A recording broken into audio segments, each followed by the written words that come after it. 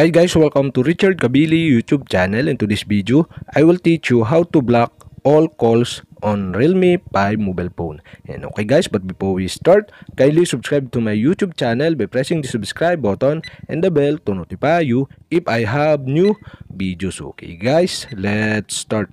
So okay guys, you all have to do is go to setting in your Realme 5 mobile phone. And okay guys, here in settings, scroll down and find the privacy. And okay guys, you'll have to do is click privacy. And okay guys, here in privacy, scroll down and go to harassment and fraud prevention. And harassment and fraud prevention, you can see the block and filter. And okay guys, you'll have to do is click the block and filter.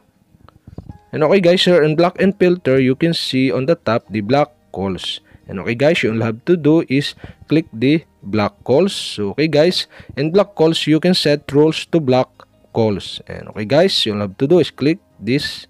And okay guys, here in block calls, okay, in SIM 1, you can see the block all calls. And on the right side, you can see the switch button. And okay guys, you'll have to do to block all calls is switch on the switch button on the right side. And the pop-up are show only calls from VIP contact and whitelisted number will be received. And okay guys, I decide to turn on.